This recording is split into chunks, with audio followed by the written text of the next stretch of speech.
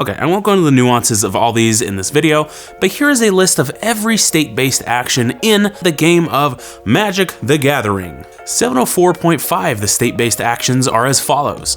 704.5a, if a player has 0 or less life, that player loses the game.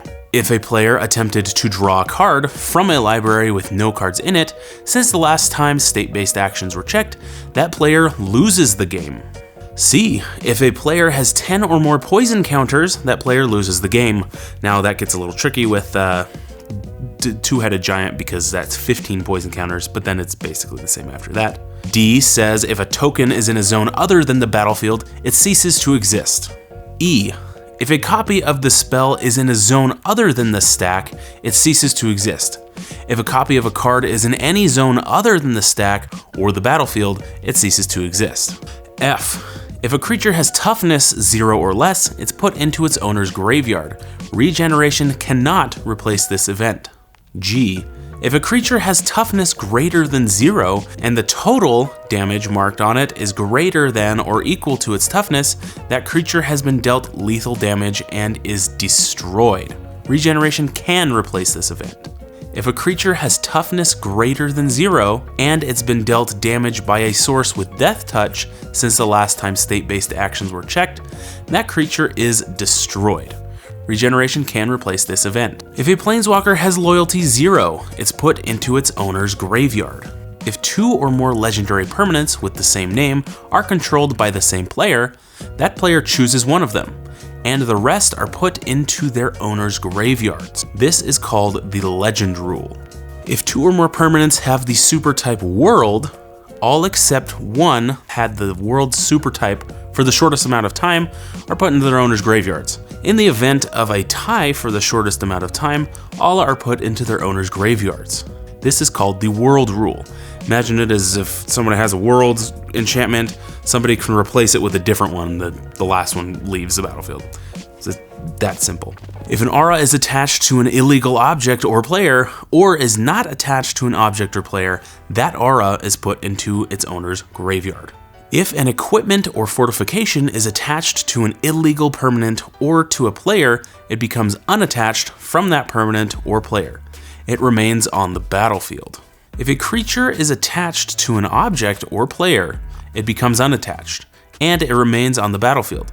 Similarly, if a permanent that's neither an aura, an equipment, nor a fortification is attached to an object or player, it becomes unattached and remains on the battlefield. If a permanent has both a +1/+1 counter and a -1/-1 counter on it, N +1/+1 and N -1/-1 counters are removed from it, where N is the smaller of the number of +1 and +1 and -1/-1 counters on it. Basically, +1 and +1 and -1/-1 counters cancel each other out.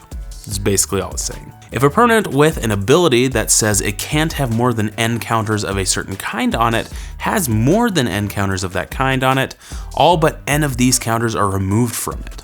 If the number of lore counters on a saga permanent is greater than or equal than its final chapter number, and it isn't the source of a chapter ability that has triggered but not yet left the stack, that saga's controller sacrifices it. And you can see rule 715 for saga cards. If a player's venture marker on the bottommost room of a dungeon card, and that dungeon card isn't the source of a room ability that has triggered, but not yet left the stack, the dungeon card's owner removes it from the game.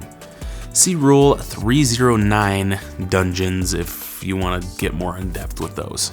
If a permanent with a space sculpture and any creatures without a sector designation are on the battlefield, each player who controls one or more of those creatures and doesn't control a permanent with space sculpture chooses a sector designation for each of those creatures they control. Then each other player who controls one or more of those creatures chooses a sector designation for each of those creatures they control. And you can see 702.158 space sculpture for more on that rule.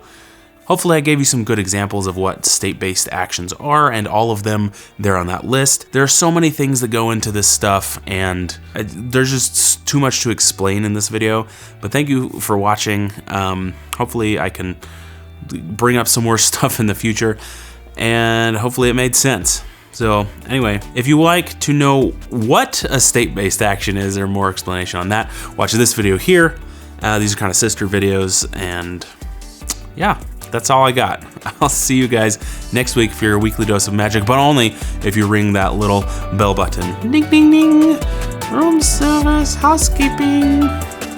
Housekeeping. Housekeeping. Okay, bye.